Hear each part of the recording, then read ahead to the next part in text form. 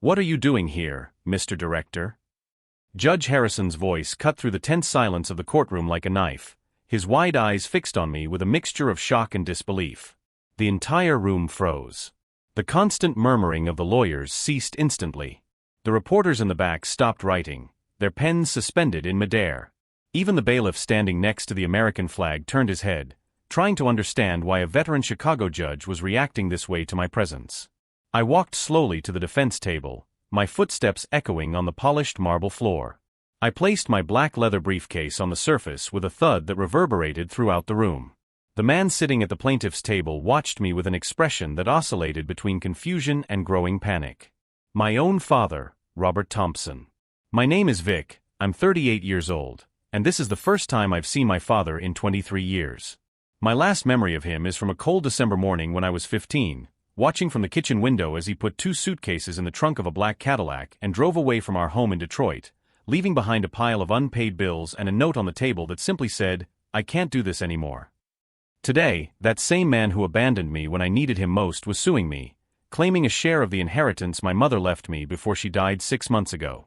An inheritance that includes the company I built from scratch, the house I bought for her to live out her final years with dignity, and the investments I made to ensure she would never want for anything again." His lawyer, a burly man in an ill-fitting suit, whispered something urgently in his ear. Robert shook his head, his fingers drumming nervously on the table. He was visibly uncomfortable, sweating despite the courtroom's efficient air conditioning. "Your Honor," I began, my voice calm and controlled, "I am here to defend myself against the baseless allegations of Mr. Robert Thompson, who claims to have a legal right to the assets left by my late mother, Helen Thompson." Judge Harrison leaned forward, still processing my presence. I had known him for over 10 years, since we began working together on various projects to reform the Illinois judicial system. He knew exactly who I was, what position I held, and why my presence there was so impactful. Robert finally recognized me completely.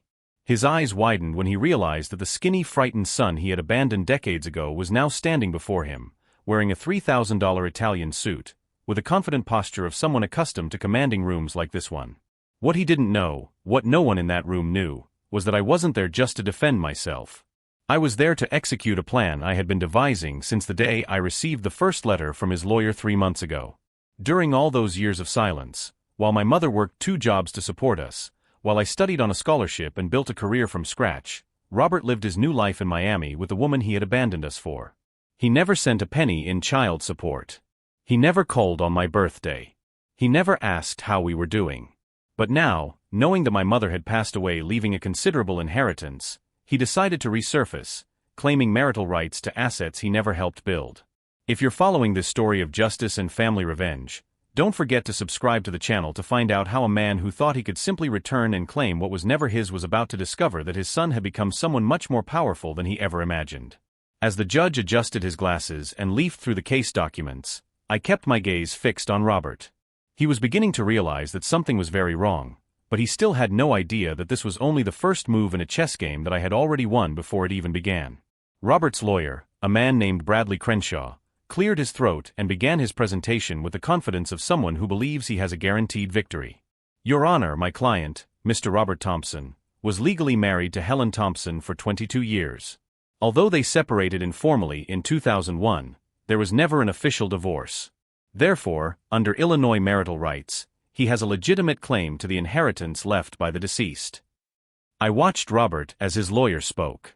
He was trying to maintain a dignified posture, but I knew those little nervous tics he developed when he lied. The way he rubbed his thumb against his index finger. The way he would look slightly to the left before speaking. The same mannerisms I observed the morning he told me he was just going out to take care of some business, and would be back for dinner. That was 23 years ago.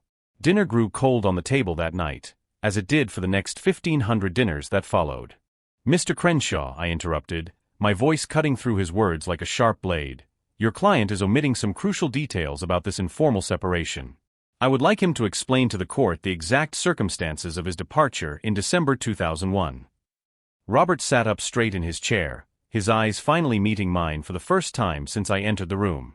I saw in that look a mixture of guilt and defiance that instantly reminded me of the confused teenager I was, watching through the window as he loaded his things into another woman's car. He began, but his voice faltered. Allow me to help, I continued, opening my briefcase and removing a document yellowed by time.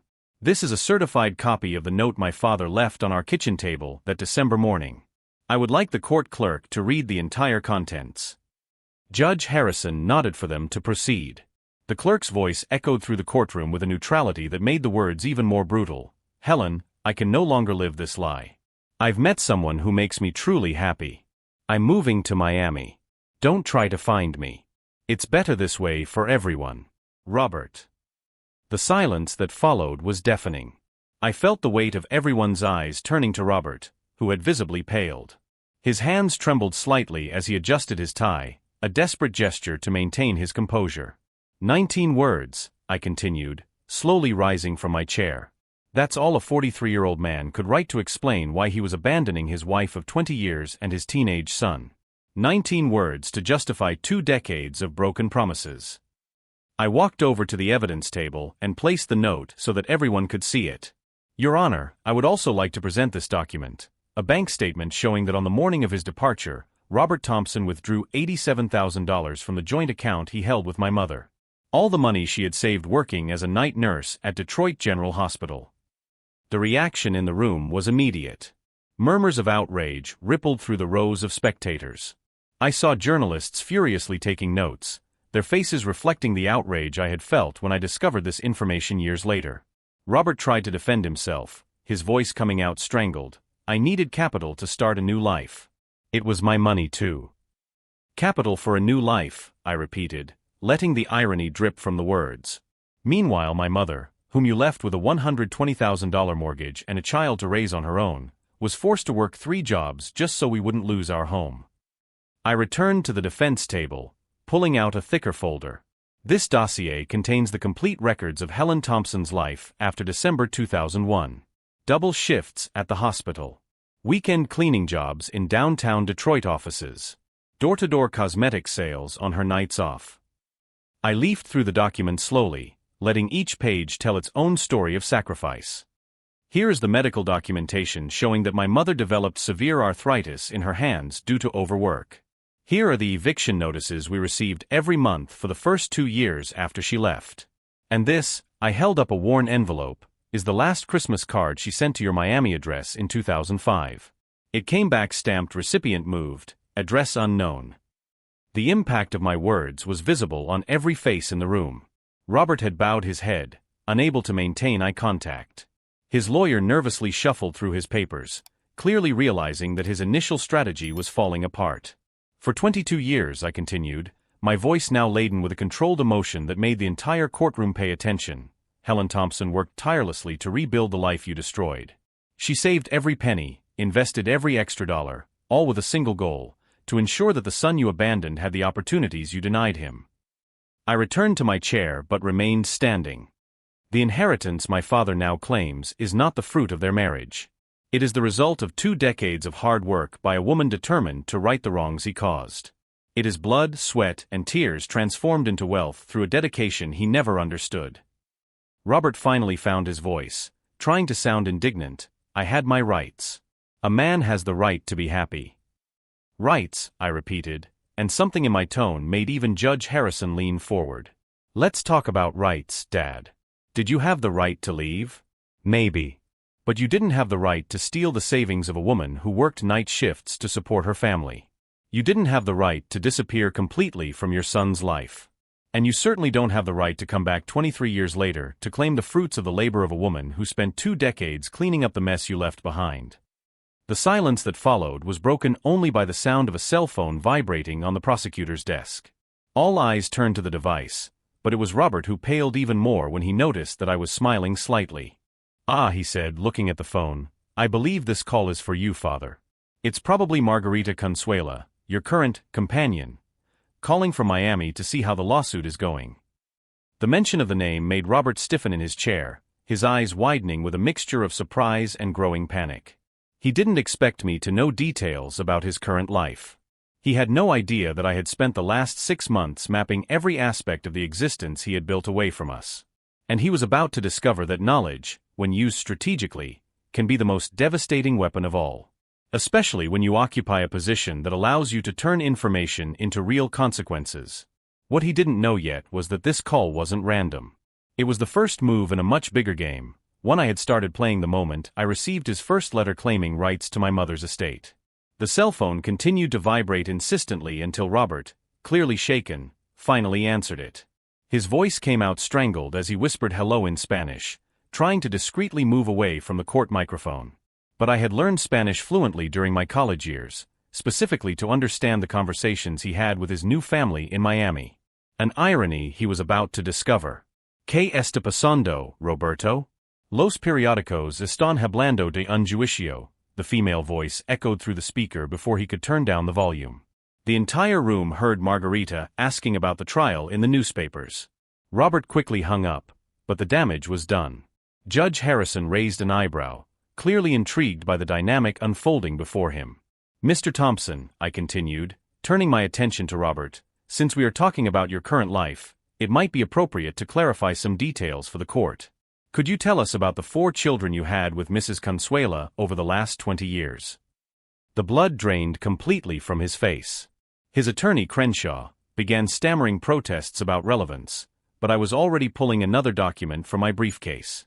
Your Honor, I present the birth certificates of Roberto Jr., 17 years old, Maria Elena, 15 years old, Carlos Antonio, 12 years old, and Isabella, 9 years old.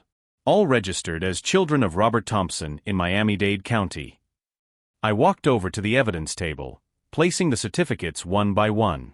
4 children who had the luxury of growing up with a father who was present. For children who never wondered why daddy didn't come home. For children who never saw mommy crying alone in the kitchen because she didn't know how she was going to pay the bills. My voice began to carry an emotion I had suppressed for decades. While I spent my 15th, 16th, and 17th birthdays wondering if I had done something wrong for my father to abandon me, you were teaching another boy to ride a bike. While my mother worked 3 jobs to give me a chance to study, you were paying for private school for your other daughters. Robert tried to stand up, his voice breaking. Vic, you don't understand. Mr. Thompson, I cut him off coldly, in this courtroom, you call me Mr. Victoria, or better yet, Director Victoria. The silence that followed was broken by the sound of someone in the gallery whispering to someone else. Director? Director of what? I smiled slightly. It was time to reveal the first card in my hand. Your Honor, to clear up any confusion about my ability to represent my own interests in this case, I would like to present my official identification. I took out a leather wallet and showed it to the judge. Judge Harrison nodded respectfully. For the court record, the respondent is being represented by Director Victoria Thompson of the Illinois State Department of Social Services, an expert in cases of parental abandonment and family neglect. The reaction in the courtroom was instantaneous. Murmurs rippled through the rows like waves on a lake. Reporters began typing furiously. Robert's lawyer looked as if he had seen a ghost. For 23 years, while Robert was building his perfect new life in Miami, I had devoted my entire career to protecting children abandoned by irresponsible parents. I had become an expert at tracking down parents who shirked their financial and emotional obligations. I had developed systems to recover unpaid child support and ensure that children received the support they deserved. And throughout all those years, I had kept a meticulously detailed personal file on Robert Thompson. Over the past 5 years, I continued, pulling out a thicker folder, as part of my official duties, I oversaw the implementation of the National Defaulting Parent Tracking System.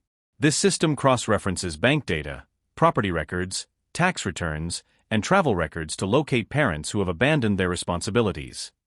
Robert was now visibly shaking. He was beginning to realize where this was leading. I would like to present Mr. Thompson's complete financial records for the last 10 years. Records that show monthly transfers of $3,000 to his children's educational savings accounts in Miami. Premium health insurance payments. Contributions to college funds.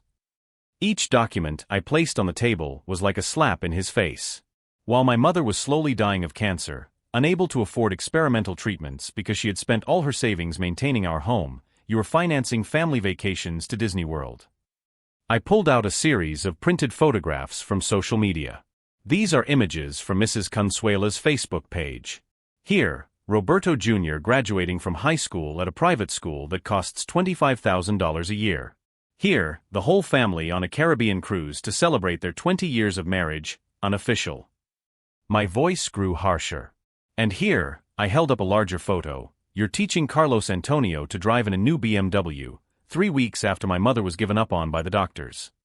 Robert was crying now, tears streaming down his face as he shook his head. Vic, I wanted to call. I wanted to know how you were doing. You wanted to? I exploded, losing my calculated control for the first time. You had 23 years of wanted to. You had 23 Christmases, 23 birthdays of mine, 23 Father's Days that you chose to completely ignore. I stood up abruptly, walking until I was directly in front of him. You want to know what I wanted when I was 16 and my mother collapsed from exhaustion working 60 hours a week? I wanted a father who cared enough to at least call the hospital. I returned to my desk, breathing deeply to regain my composure. But finding out about your other children wasn't what hurt me the most, Dad. What really broke me was discovering that you are capable of being a wonderful father. That you have patience, dedication, and love to give. You just decided I wasn't worthy of receiving it. The courtroom was completely silent. Even the court clerk had stopped taking notes, watching with a grave expression. For 23 years, I convinced myself that maybe you were just incapable of love. That there was something broken in you that prevented you from being a real father. That lie helped me sleep at night. It was easier to believe that you were flawed than to accept that I, specifically, was not worthy of your love.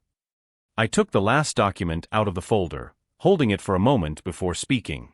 But then 6 months ago, when my mother was in the hospital in her final days, she gave me this.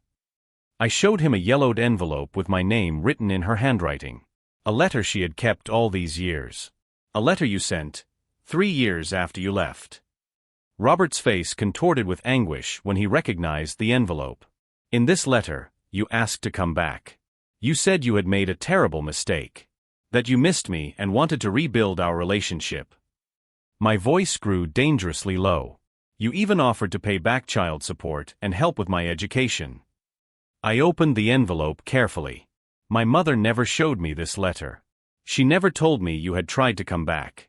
For 20 years, she allowed me to believe that you simply didn't care because... I paused dramatically, allowing the tension to fill the room.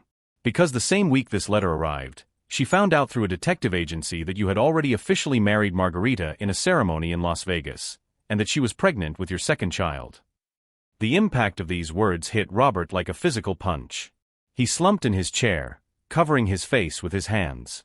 My mother protected me from knowing that you had tried to use our pain and hope as a kind of emotional insurance, a backup option in case your perfect new life didn't work out. She spared me from discovering that, to you, I was just a plan B. I returned to my chair but remained standing. It was when I found this letter 6 months ago that I made a decision. For the first time in 23 years, I would no longer be passive about your presence in my life. I looked directly at him. You want part of my mother's inheritance? You want to claim rights to the estate she built by cleaning up the mess you left behind? Fine. Let's do this the legal and proper way. I sat down slowly, interlacing my fingers. Only this time, Dad, you're not dealing with a confused teenager and an exhausted woman trying to protect you from the truth. This time, you're facing someone who has dedicated her entire career to studying men just like you. The smile that crossed my face was anything but warm. And found that they always have secrets they'd rather keep buried. Robert looked up, and for the first time since I'd entered that courtroom, I saw genuine fear in his eyes. He was beginning to realize he'd completely underestimated who he was dealing with. But what he didn't know yet was that everything I had revealed so far was just the warm-up. The real game was just beginning, and I had cards up my sleeve that would completely transform not only this trial, but the entire carefully constructed life he maintained in Miami. The question was no longer whether I would win this case. The question was how much of his current existence would survive when I finished presenting all the evidence I had collected on Robert Thompson over the past 6 months. Robert was visibly crumbling in his chair, but I wasn't done yet. What he didn't know was that uncovering his lies had been only the first phase of a much more elaborate plan.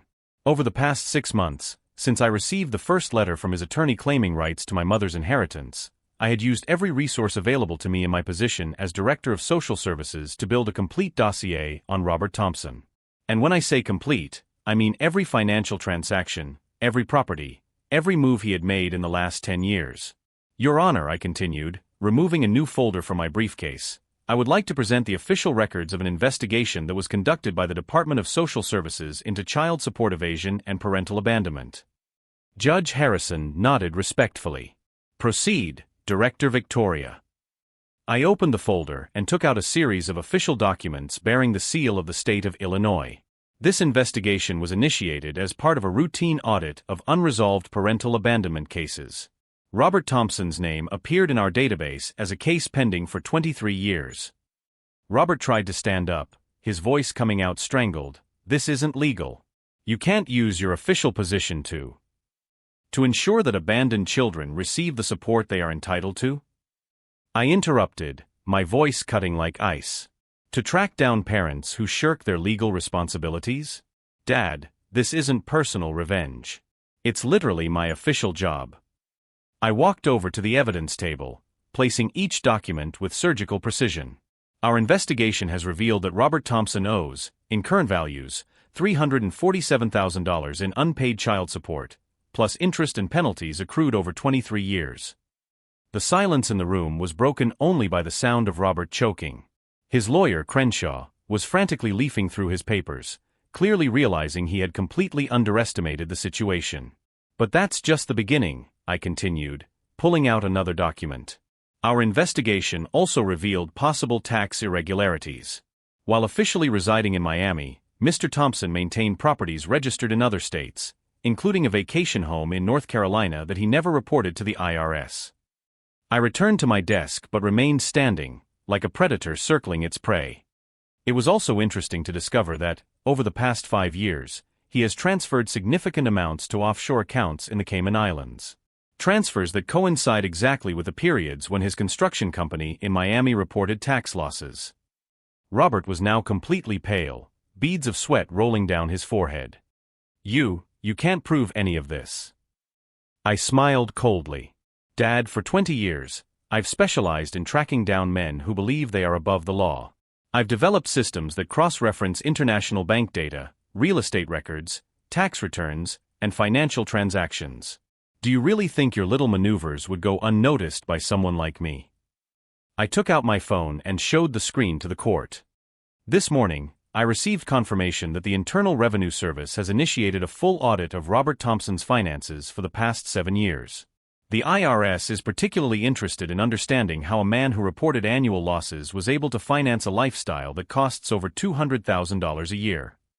The impact of this information swept through the room like a shockwave.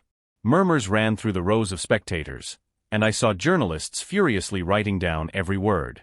Also today, I continued, consulting my phone again, our partners at Immigration Services have begun a review of Ms. Margarita Consuela's legal status. Apparently, there are significant discrepancies between the documents she submitted to obtain permanent residency and the information we uncovered during our investigation. Robert jumped out of his chair, his voice high-pitched with panic. You can't do this to her. She has nothing to do with this. It has everything to do with it, I replied with lethal calm.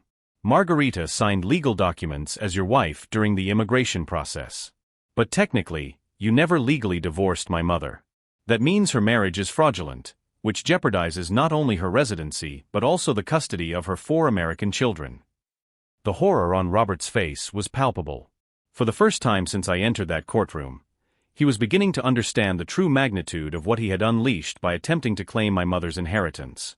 For 6 months, I continued, my voice now laden with cold, calculated emotion, you thought you were dealing with the abandoned son you left behind. You thought you could just show up, hire a cheap lawyer, and claim half the estate my mother built with her own sweat. I walked slowly around the table, keeping my eyes fixed on his. But what you didn't realize is that scared 15-year-old boy grew up to become exactly the kind of person who specializes in exposing men like you. Men who think they can abandon their responsibilities and simply start over somewhere else without consequences. I stopped directly in front of him. Every system I developed, every contact I made, every skill I acquired during 2 decades in public service, all of it was unconsciously shaped by the experience of being abandoned by you. I became an expert at finding runaway parents because deep down, I was always looking for you. Robert was crying openly now, his voice broken. Vic, I'm sorry. I made terrible mistakes. I'm sorry doesn't make up for 23 years of abandonment, I replied mercilessly. I'm sorry doesn't give back the nights my mother spent awake wondering how she would pay the bills. I'm sorry doesn't erase the tears I shed when other boys talked about their fathers at baseball games. I returned to my desk and took out the last folder. But you know what strikes me most about all this? You actually believed you could waltz back into our lives after more than 2 decades and simply take half of everything. I opened the folder, revealing photographs and documents that made Robert physically recoil. These are pictures of the house where my mother spent her last months. A modest but dignified home that I bought for her with my first salary as a director. She died surrounded by photographs of herself from infancy to graduation, because even after everything you did, she never stopped loving the man you could have been. My voice began to tremble slightly, but I continued, and in her bedroom in the desk drawer, I found a folder with newspaper clippings about my career. Every promotion, every successful project, every time my name appeared in the media talking about protecting abandoned children. She kept everything, proud of the son she raised alone. I held up one of the photographs, showing it to him. This is the last photo we took together, 2 weeks before she died. She was weak, but she insisted on going to the park where we used to walk when I was a child. Do you know what she said to me that afternoon? Robert shook his head, unable to speak. She said she forgave me for becoming so hard on men who abandon their families. She said she understood that my work was a way of processing the pain you caused us. My voice grew stronger. But she also said she hoped that one day I would find a way to turn that pain into something constructive, rather than just punitive. If you're following this journey of justice and discovery, subscribe to the channel to see how a story of abandonment can become a powerful lesson about responsibility and redemption. I closed the folder slowly. That's why I decided not only to defend myself in this case, but to use this opportunity to show the true consequences of parental abandonment. Not just for you, but for everyone watching, for everyone who thinks they can just disappear from their children's lives without repercussions. I returned to my chair but remained standing. What you're going to discover in the coming weeks, Dad, is that your actions have consequences far beyond this courtroom. The tax audit, the immigration investigation, the review of your business in Miami, all of these are natural consequences of a life built on lies and abandonment. Robert looked up, and I saw something in his eyes that I never expected to see, a glimmer of genuine understanding of what he had lost. The real tragedy, I concluded, is not that you abandoned me. It's that you abandoned the chance to know the man I've become. A man who could have made you proud if you'd stayed to see. The silence that followed was absolute. Even the court clerk had stopped writing, watching with a grave expression. Judge Harrison cleared his throat, clearly moved by what he had witnessed. But what Robert didn't know yet was that everything I had revealed so far was just the setup. The real punch, the final piece of my plan, was yet to come. And when it did, he would discover that underestimating the son he had abandoned had been the biggest mistake of his life. Your Honor, I continued, taking out my phone and checking a message that had just arrived, I would like to inform the court that, exactly 15 minutes ago, federal agents executed search and seizure warrants on 3 properties registered in Robert Thompson's name in Miami, North Carolina, and the Cayman Islands. The absolute silence that followed was broken only by the sound of Robert choking. His face turned from pale to gray, as if all the blood had drained from his body. That's impossible, he whispered, his voice coming out strangled. You can't. I can and I did, I replied with icy calm.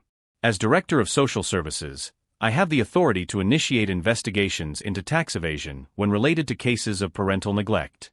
And when those investigations reveal evidence of federal crimes, I am required by law to share that information with the appropriate authorities. I walked over to the evidence table, placing a series of official documents on it. Over the past 6 months, I haven't just built a case against your claims to my mother's inheritance. I've built a complete federal dossier on your criminal activities. Robert tried to stand up, his legs shaking violently. Margarita, my children, what will happen to them? Your children. I repeated, letting cruel irony seep into my voice. You mean the 4 children who found out this morning, through an anonymous call to Miami Social Services, that the man they call their father abandoned another child 23 years ago and never paid a penny in child support? I saw horror spread across his face like a stain of ink in water. Roberto Jr., 17, called our hotline at 9 o'clock this morning, I continued, consulting my notes. He wanted to know if it was true that he had an older brother in Chicago whom his father had abandoned. He wanted to know if it was true that you had stolen a sick woman's life savings to finance your new family. Robert collapsed into his chair, covering his face with his hands. Violent sobs shook his body. Maria Elena, 15, was the second to call. She wanted to understand how the father who had always preached about responsibility and honesty had lied to her entire life. Carlos Antonio, 12, just cried on the phone. He couldn't understand why the father who taught him never to lie had built his entire life on a lie. Every word I spoke was like a hammer hitting glass, shattering the image Robert had built of himself. "But do you know who else called today?" I asked, my voice hardening. "Isabella, 9 years old. The same age I was when I started wondering why my father never came home. She wanted to know if you were going to abandon her too." "Stop," Robert shouted, his voice echoing through the courtroom. "Please stop. They don't deserve this. They're innocent. Innocent." I exploded, finally losing my calculated control. "I was innocent when you decided your new family was worth more than your old one. My mother was innocent when you left her with a mountain of debt and a child to raise on her own." I walked until I was directly in front of him, my voice dropping to a lethal whisper. "But the difference is that your children still have a mother who loves them. They still have someone who can explain, care for, protect them. My mother and I, we had no one." Robert looked up, and I saw in his eyes a despair I knew intimately. The same despair I felt at 15, waiting at the window for a father who never came back. "Does Margarita know?" he asked, his voice breaking. I smiled coldly. "Margarita found out everything last night when immigration agents showed up at your door with arrest warrants for marriage fraud and false documentation." The sound that came out of Robert's throat wasn't entirely human. It was the groan of a wounded animal, of someone who finally understands the full extent of the destruction he has caused. "She's being held at an immigration processing center in Miami," I continued mercilessly. "Your 4 American children are temporarily in the care of social services, just as I should have been when you abandoned me, if my mother hadn't fought like a lioness to keep us together." I leaned closer to him. "But there's a crucial difference between her current situation and the one you left us in 23 years ago. Her children will receive psychological, financial, and emotional support. They'll have social workers checking on their well-being regularly. They'll have lawyers fighting for their rights." I straightened up, adjusting my suit. "Because I've dedicated my entire career to ensuring that no child goes through what I went through. And ironically, your own actions have given me the experience necessary to protect the children you're about to lose. You turned me into the system that is now prosecuting you." Robert finally raised his head, and I saw something in his eyes that I never expected: complete recognition. Not just of the situation, but of who I had become. "The system I developed to track runaway parents," I continued, "was based entirely on your disappearance. Every flaw I identified, every legal loophole I closed, every tracking method I created, everything was modeled on how you managed to disappear so completely from our lives." I returned to my desk and took out a special red folder. "And today, Dad, you have the honor of officially being case number 1 in the national system for tracking delinquent parents that I created in memory of Helen Thompson." I opened the folder, revealing a photograph of myself at age 15, thin and frightened, alongside a current photograph of myself in official attire. "This file has been used to train more than 5,000 social workers across the country. Your story, our abandonment, my mother's struggle, all of it has become teaching material to train professionals to identify and track down men just like you." The final irony was etched on his face like a death sentence. "For 23 years, you lived your perfect life in Miami, believing you had escaped the consequences of your actions. But every day you spent being a wonderful father to other children, I was building the system that would ensure you could never abandon a family again without facing the consequences." Robert tried to speak, but only incoherent sounds came out. "And now," I concluded, closing the folder and putting it back in my briefcase, "you're going to find out exactly what it's like to lose everything at once. What it's like to see your family fall apart. What it's like to be completely alone, wondering if anyone still cares about you." Judge Harrison cleared his throat, his voice laden with a gravity that made the entire room pay attention. "Mr. Robert Thompson," he said, "considering the evidence presented in this court and the ongoing federal investigations, this court not only completely denies your claims to Helen Thompson's estate, but also orders the immediate payment of back alimony, plus interest and penalties, in the total amount of $347,000. Robert didn't even react to the sentence. He was lost in his own world of horror and understanding. But I wasn't done yet. There was one last revelation that would make everything that came before seem like just a warm-up. "There's one more thing, Dad," I said, my voice now laden with an emotion I had suppressed for decades. "Something you never knew. Something that your decision to sue for my mother's inheritance forced me to discover." Robert looked up, and I saw in his eyes a last flicker of curiosity mixed with terror. "2 days before you abandoned us, my mother discovered she was pregnant." The silence that followed was absolute. Even the murmurs in the gallery ceased completely. "You didn't just abandon a 15-year-old son and a devoted wife. You abandoned a child who was never born, because the stress of abandonment and the financial struggle that followed caused a miscarriage." I saw the exact moment when this information hit Robert. His body bent over as if he had been physically punched in the stomach. "You should have been the father of 5 children, not 4. And the second one never even had a chance to breathe because of your cowardice." The tears running down my face now were not from pain, but from a release I had waited 23 years to feel. So when you sit in your cell tonight, thinking about everything you've lost, remember that the family you abandoned was even bigger than you realize. And maybe, just maybe, you'll finally understand the true weight of the choices you made. The judge's gavel struck once, sealing not only the legal verdict, but the closing of a chapter that had defined my entire life. As officers approached to escort Robert, who was in complete shock, I leaned over and whispered in his ear, "The difference between us, Dad, is that when you abandoned me, I became a better person. When I abandon you today, you can only become what you've always been, a man who runs from the consequences of his own actions." But this time, there was nowhere to run. 3 months later, Robert was sentenced to 5 years in prison for tax evasion and fraud. Margarita and the children were deported. His company went bankrupt. I stood on the balcony of the house my mother loved so much, watching the golden sunset over Chicago. On my table was a letter from Roberto Jr., 17, written from Bogota. "Mr. Vic, thank you for telling us the truth. Dad lied to us about everything. I want to meet my older brother when I turn 18. I smiled, wiping away a tear. My mother always said that the truth, however painful, eventually sets everyone free. I set up an educational fund for Robert's 4 children. They were not to blame for their father's sins. What about Robert? Yesterday, I received a letter from him in prison. Just 2 words, "Forgive me." I still don't know if I can.